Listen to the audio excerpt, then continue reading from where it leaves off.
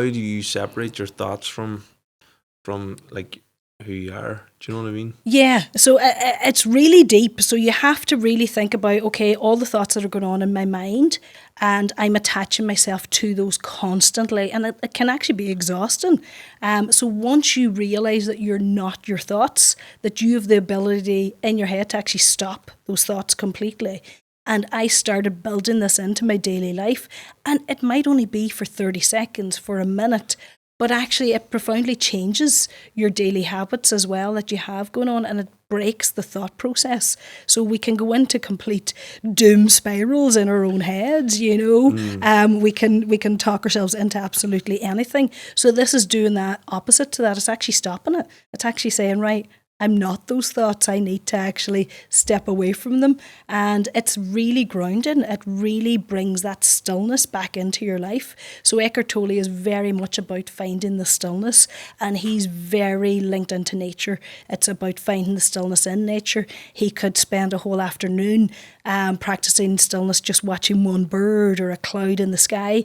And it was really inspirational. And for me, that was a huge, huge time in my life and a huge change. And like, I still go back to reading his books. I'll pick them up on a regular basis. Yeah, he's good. I that's something I learned that off a different guy. Do you know Anthony de Mello? Yes. He has a book called Awareness, where you become the awareness behind the thoughts. Behind the thoughts. So like, yeah, you get this thought and think you become emotionally attached. Just as like your emotions start to feel a certain way with this thought, and then it's like the practice of, well, hold on, Ryan, you're just getting caught to that thought. The thought's there, but that's not me. That's not you. You can acknowledge it. It's passing through me. Yes, and you then acknowledge letting it, go of the emotion. Yeah. Because like you can get caught in the emotions and it can be fucking hard. It can Do you be know hard. what I mean? Yes. And then you have to practice to let go. Yes, very much so, isn't it? You know, and it's taking the time, and it's once you start to think, I'm not my thoughts, then you've already broken that. You know. Yeah.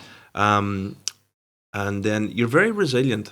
Yes. It's just something I feel from you. Yes. You know, from the moment I met you. Yes. You know, I feel like you're a very strong woman. Yes. You know. Yeah. Would you say, like, how would you say? I know you talked about the farm. Do you think that was? Yeah, I think it was my upbringing, absolutely. In terms of resilience, you know, I think you have to be growing up on a farm because everything changes so suddenly, and you know, you're working on one thing, and then you know, the weather can change, and so you have to adapt.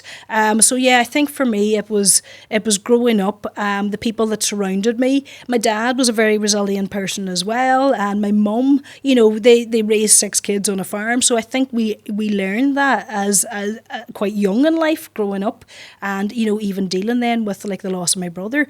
You have to be resilient because you could let things like that swallow you up. Yeah. So yeah, I had a lot to go through as well, and yeah, it's always been a big thing for me. Yeah, I try and lean into it and try and just get on with it and, you know, go for it. Yeah. Do you feel that people can learn just to become resilient straight away? Is this something they can switch? I think there's people who are born with resilience as well, you know, but I think you can definitely adapt it. I think you can completely, you know, start to look at yourself, how you're reacting to things. Yeah, very much so. It's like catching your reaction. Catching your reaction. Catching that thought. Yes, very much so. Yeah, and that builds your resilience, you know. And then the words that we say. Oh, it's the self-talk completely. Yeah, very much so. Like I read a book years ago, it was called Well Done, and it's a very simple concept of catching yourself catching other people when they're doing things right rather than when they're doing things wrong.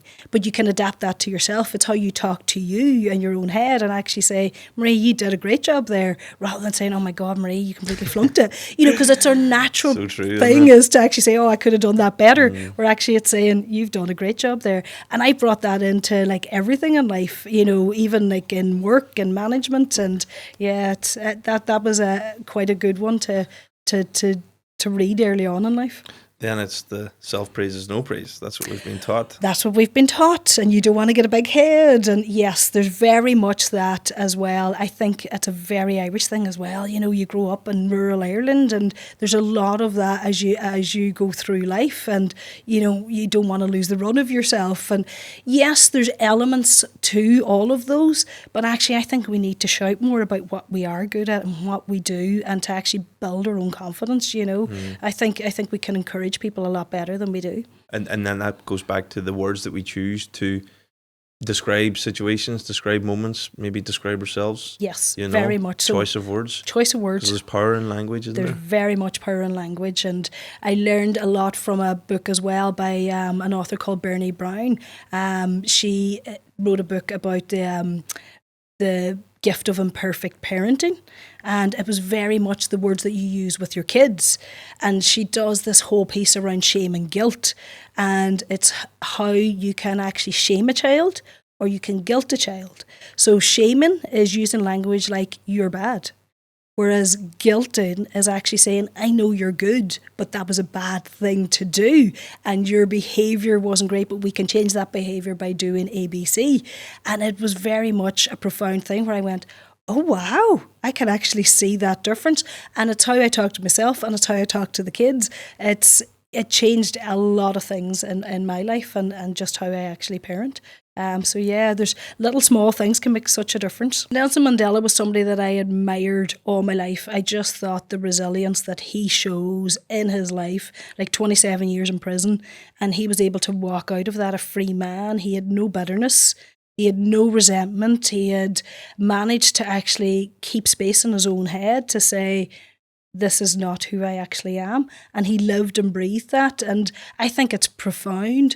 And he says one of my favourite quotes, which is, resentment is like drinking poison and expecting it to kill your enemy. And I think that's very profound when you look at actually what we're keeping, what we're holding on to inside, and how that's actually not benefiting us at all. So it's choosing to actually forgive, even when it seems impossible that you can forgive people. It's choosing that freedom, isn't it?